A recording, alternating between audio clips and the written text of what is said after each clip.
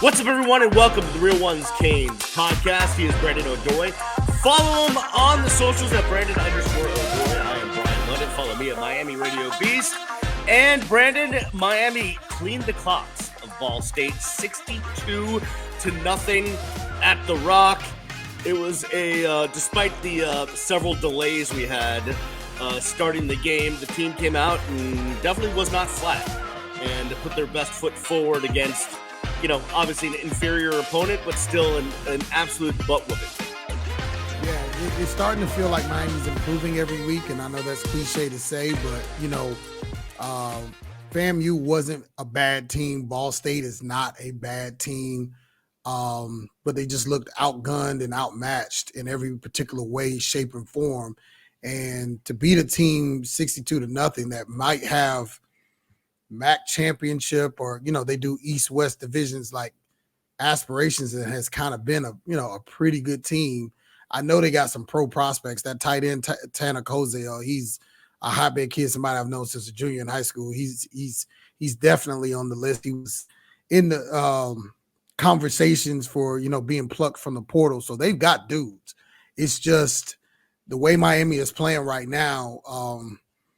I don't think I've seen anything like this. You fortunately have been around for the glory days, but in my 13 years of doing this, I haven't seen anything like this. So here's my issue internally in my very small brain that's up here in this noggin, okay, is I know what I'm seeing and it looks really good, but the trauma of the past 20 years has me like, oh, well, their opponents are inferior. Once they take on, a real team, it's not going to look like this. They're going to slip up somewhere. I keep trying to find the speed bumps somewhere. The thing is now that I kind of take a look at the schedule and look at how they're playing, like, I feel like I can almost possibly maybe start to believe as well as other Canes fans, but I'm still not there yet. I know we'll get to USF in the next segment, but the competition is going to steadily get harder than it has been. What should I feel? What should I think about this team? Well, you should think what you think. It's still games that have to be played, and don't forget, you're one or two injuries away from this being kind of interesting. You know what I mean? Like, Cam Ward has to stay healthy. He's the engine on this, thing offensively. As good as Reese is, it's a completely different team from every standpoint. So his health is very important. And on the defensive side of the ball, you've already sustained injuries. It just so happens that your depth is pretty decent. But don't make any mistake. You can't afford too many more. And they can't come to anybody at the linebacker position. Wesley Basaint and Maya Noah are playing out of their minds. And the D-line is playing really, really strong, including Tyler Barron. So when you start, and there's no meat of this schedule, like, NC State doesn't look like we thought they were going to look. They're already playing a true freshman quarterback. He happens to be somebody I thought should have been a Cane, but that's a whole nother conversation.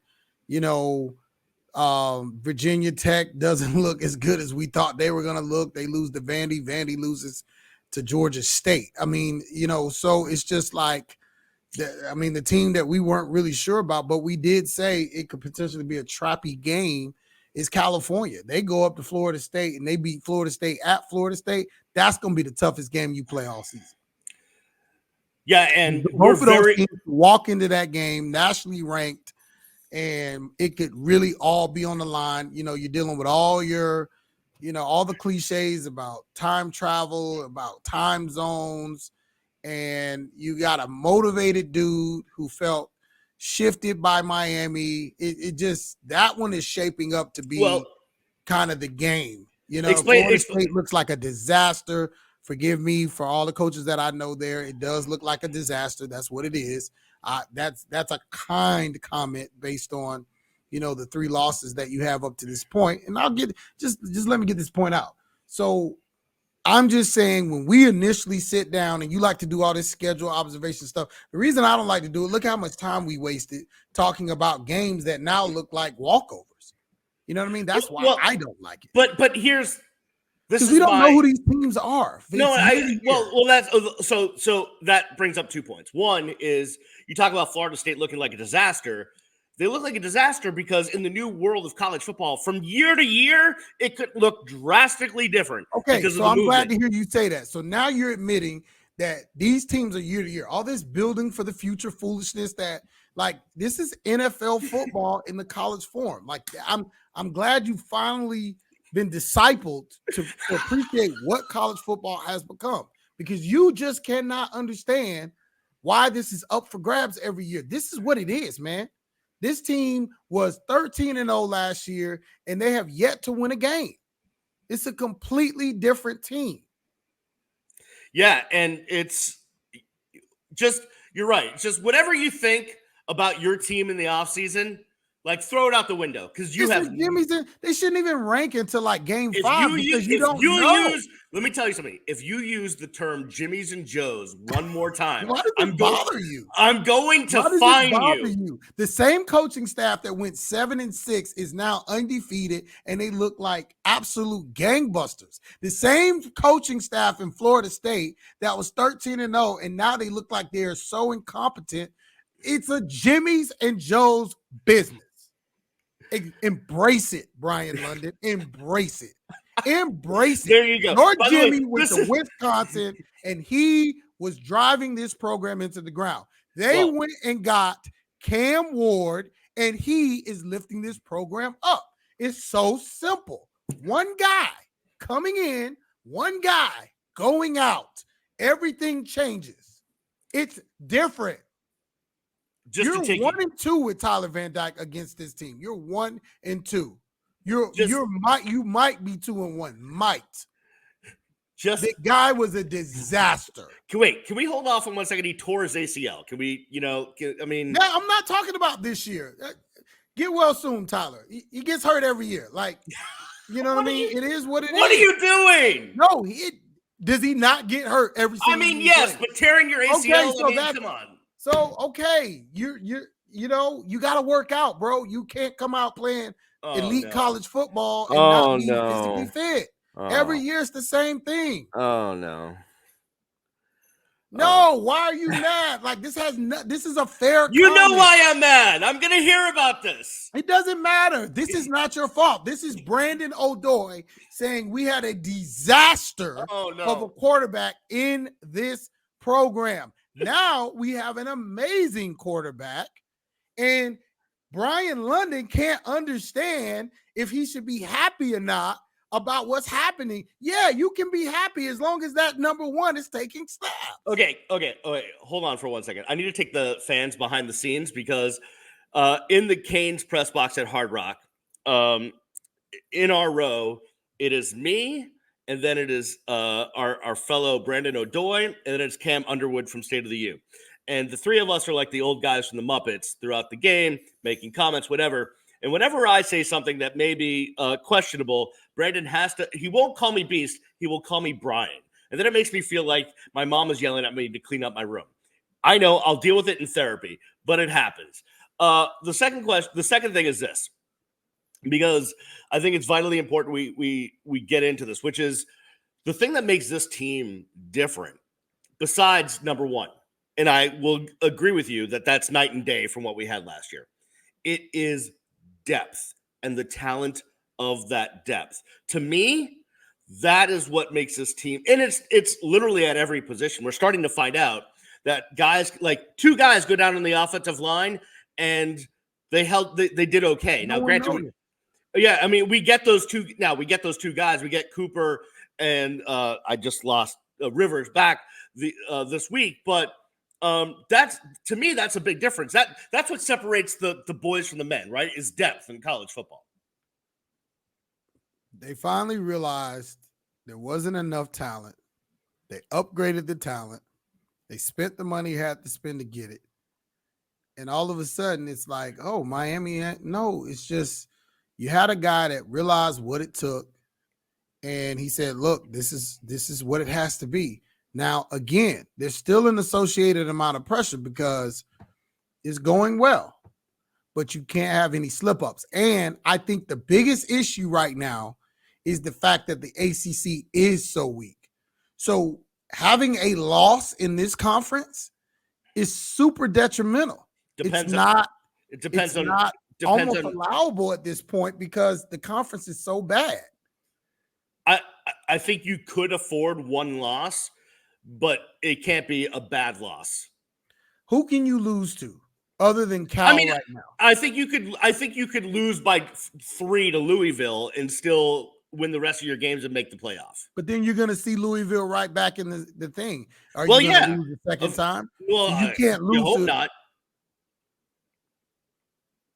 I don't see a scenario where you can lose with this. I mean, and what would he saying? Lose to what? Lose to get in the playoff? Lose to no. You can lose once in the 12 games as long as it's not a really bad loss. Like if Louisville cleans your clock, like forget about it. Nobody's going to clean Miami. No. But I'm saying is you can lose at a last second field goal to Louisville or Syracuse and probably still make the playoff.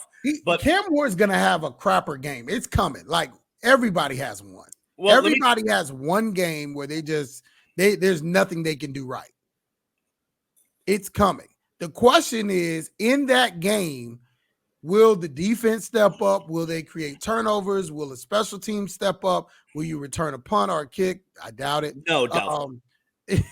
But the question is, when he's not as good as he's been, if that's possible, because you got to talk about scenarios where this team could possibly lose. Like I'm trying to find some injuries, of course, to key players. Xavier Restrepo, if something happens to him, you know what I mean? I'm dragging for straws because I don't see it. Well, let me ask you this question real quick about Cam Ward, and then we'll take a break and talk about USF on the other side, which is, are you worried? Because the one kind of knock on Cam coming into the University of Miami from out west of Washington State was that the fumble issue, because he gets outside of the pocket and, loses track of the football. Do you worry about him? He's great at making something out of nothing, but are those situations where you worry against a better team or a better defense that might create a fumble situation, or that might be see him against competition that's not just letting Miami do what they want and kind of make that determination? I haven't seen that yet. Right. He has one turnover and it was completely ill-advised, and he'll probably tell you. Yeah, he wants that one back. I don't see him fumbling. He's been pretty good with the ball sliding, getting out of bounds. I don't believe in that, but like at the end of the day, I think he's learned from past mistakes. I think he's heard the voices, the doubters, the critics, hey, this guy's a fumble waiting to happen. But, he doesn't have to push as much. He's got better talent around him. I think that plays a part too. Like look at the tight end core. Look at like your security blanket. You know what I mean? These guys are having an amazing season. You know what I mean? Like all four are playing. Yeah, Lofton, Williams, McCormick, and my boy Arroyo. Why? There's no need to press it. No, if it's not there, throw it away. You know what I mean? Somebody will run wide open on third down. Like it's just, I don't have a lot of the concerns I had. Like even this weekend, as good as Alex Golich is, he's a great coach. I just don't see it. It may be closer than close, but I don't see it down the line. It's just a talent issue. But the game remains trappy. This team just seems a little bit more focused than I would have thought maybe going into the season. I want to talk to you about their mindset and their focus and USF. We'll do that on the other side. You are listening and watching the Real Ones Canes podcast. Welcome back to the Real Ones Canes podcast. He is Brandon O'Doy. Follow him at Brandon_O'Doy. I'm Brian the Beast London. Follow me at Miami Radio Beast. Hey, do us a favor. Wherever you're listening to this, subscribe to the podcast and like it, make a comment. And if you're watching our beautiful faces on YouTube, subscribe to the channel, hit the thumbs up, smash that subscribe button, as they say. Hit the thumbs up and hit the little bell, and where new videos will come down. I'll be in Tampa this weekend covering Miami USF. I'll do a post-game video, all that stuff, so make sure you know when the videos come down. Brandon, I do want to talk about the USF matchup in a second, but first we talked about the team's focus. Something I've really noticed and I've been around a lot of the Miami teams, and the better teams that Miami's had over the years, you can just tell from being around the guys, even if it's just post game or watching pregame warmups or just even how they come out of the tunnel. If a team has that business-like, focused attention on the task at hand around all of this stuff, it's just different. And this team seems like they have that. Like this business-like approach, I'll be honest with you, it's from the top down, right? Like it's Mario to the coordinators, to the coaches, to the players. Everyone is so dialed in, it seems like. Yeah, they're dialed in. And at the end of the day, there's a lot of veteran leadership on this team. You know, with Cam, he's coming in. He's been around the game a while. You know, people forget he played at the FCS level.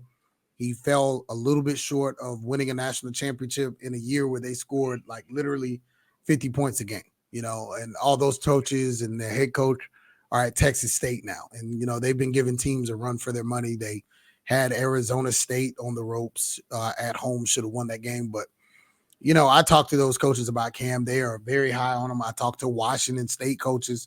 They're very high on him. So he's got a lot of game experience.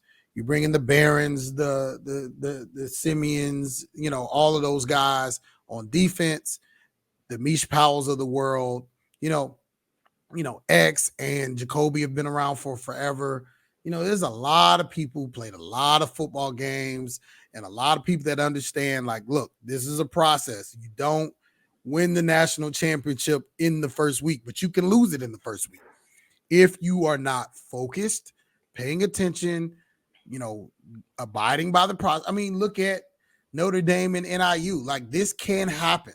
Like, you cannot take opponents lightly. They can embarrass you. You know, I've called this game trappy. If I feel like it's trappy, of course they feel like it's trappy. You're going to an opponent. The opponent is G5. They're not supposed to play you there.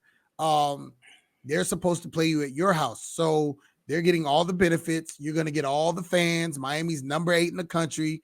You know what I mean? Nationally televised game. So, of course, they would like nothing more than to knock you off. It's a late game. There's going to be tailgating. There's going to be lots of people. So people who understand how this works, they're going to come into the game and they're going to say, you know what? This is straight business. None of this celebrating. We're not anybody. We've got to come in and earn ourselves, our ranking and our our adulation every single week. So I think that's because of the veteran leadership, and that's what this team has been lacking. I mean, this team hasn't had leaders. I can't remember the last real leaders this team has really had, you know, that had like an aura of like championship pedigree. Well, here's the thing, right? Is you're Cam Ward. You come to Miami as like the number one, basically free agent on the market. You know, one could be like, oh, yeah, he's coming down to Miami, South Beach, party, blah, blah, blah, big man on campus. That's not him at all, bro. He stays at home. He barely goes out. He's watching film. He does nothing. I ain't gonna get into his personal life, but you can leave it right there. Like they have their fun, but not during the season. No, they have their fun. But like in talking to him just before the start of the season and talking to some other people around it, it's like now that we're here, like he's dialed in. He's not playing. Yeah. He's not trying to be big man on campus. No. He's throwing. He's doing things because It's important to him to be good, and that's the thing about, you know, guys you want in your program. You want guys who football means something to, right? And that's what, you know, has probably been the case for a lot of these other guys. Like, it's got to mean something to you to be the quarterback at the University of Miami and just be a starter in college football, period. You know, and that's what you get from a guy that has, you know, climbed the ladder. He started off as a no-star, not rated FCS guy at a program that most people have never heard of. And then he did well there and he rose to the Pac-12 and to Robbie, one of their lesser programs. And he's just looking for respect. And that's all this is. This is a respect me tour. This is a resume building for the University of Miami and to get into the NFL. And he has a chance to be one of the best. As good as people have been at this university and this program, he has a chance to be one of the better quarterbacks. That's saying a lot. Miami has not had a good starting quarterback in the NFL since probably Vinny Testaverde. I mean, Walsh and Erickson got some runs, but they were really backups. So Bernie Kosar, Vinny Testaverde, those are your last Miami Hurricanes quarterbacks that Jim really, Kelly. yeah, but that was before. He was before them. So, Yeah, no, I mean, there hasn't been very many. As storied as this program has been, it's literally the game manager program. Like, right. there've been a bunch of game managers. Sorry, Ken Dorsey, but you know, that's what Well, this wait, program has when been. you're throwing to Santana Moss, Reggie Wayne, Andre Of course. Johnson, and I could Jeremy have probably Shockey. thrown for 300 a game with those guys. Exactly. All right, let's talk You know? about USF real quick. A couple things. One, them on offense. This is what scares me a little bit. Their quarterback is also their leading rusher, Byron Brown, the junior. I think he's a North Carolina kid. He will, if at first glance he doesn't have someone open, he's running. And Miami in the past, we saw last year against Boston College with Castellanos. We've seen it a couple times where running quarterbacks sometimes find their way around this defense.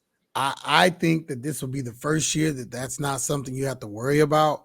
Wesley Besainton's playing out of his mind at that will position. Yeah, OJ Federic is 6'1". He's big. You got guys that want to hit. Mike Noah. You don't have that punishing safety, but it makes me wonder if you're going to see more of the true freshman back there from Chaminade Madonna at the safety position, Zaquan Patterson. So, because he's a thumper. So, not as concerned. And then that pass rush is going to help. What they've got to do is keep Miami off schedule. And then they've got to stop Miami's offense. I think that's going to be the problem. Well, so Bama kind of wore them down. It was right. a close game. I expect something very similar to the Bama game, actually. I expect a closer than usual game. And then just after a while, the Jimmies and the Joes kind of take over. Because Alex Mirabal and those guys know what they're doing over there. And yeah, I get paid by somebody to say that. So you're not going to stop me. But I have so much respect for Golish and his offensive capabilities, and I just think he's so dangerous, and I think he wants respect. A couple of near misses with Bama that could have changed the program. I just think you got to just be so careful with him, and because he's so good. But they put up points. I was at the Syracuse USF bowl game at the Boca Bowl last year, and they murdered. They just absolutely, forgive me for the phraseology, they absolutely manhandled Syracuse. So they are not afraid, and this quarterback's the real deal. He's legit. Yeah. Their defense also very aggressive, 27 tackles for loss, 9 sacks in 3 games. They're going to try to get off the ball hard and bring it to you fast. So again, this will be all about Alex Mirabal's boys up front, but I'm kind of not worried. I'm not either, and I was before, but it's gonna have to be one of those mistake-free games. You don't want to get the fans involved. You don't want to get, behind the chains and having to try to play, catch up, because USF can beat Miami. There's no way that Ball State and FAMU could have, but USF can. And so you do want to approach this game with a business-like attitude. And so, yeah, I think Miami's just got to continue to play. It's strange, and it's cliche to say, and maybe it's lazy journalism, but I think they just got to continue to do what they've been doing. Well, it'll be an interesting game at Ray J at the big pirate ship. I will be there in Tampa, a night game. They have opened the upper deck for this one, which they don't normally do. So, and I believe all their student tickets are gone, and their students almost never pack the house for this game. They're going to show up for this. Yeah, so it's going to be a good one. I know a bunch of people are driving over there in a big caravan. It'll be fun. I'll have the recap after the game, and Brandon and I will talk to you next week as Miami gets ready to play a Friday night home game against Virginia Tech, which will be interesting. And the ACC What is schedule. up with that Friday night? What? Yeah, I don't know. That's called every year. So, ACC television dollars, which is not enough. We'll get into that another time. As the Pac-12 wants Cal and Stanford back, but that's a whole nother thing. Good luck on that. As our friend Brett Friedlander, who covers the ACC, is saying, that's not good. All right, we will talk to you next week. Look for me after the game. We'll see you next time. Thank you for watching and listening to the Real Ones Games podcast. Peace.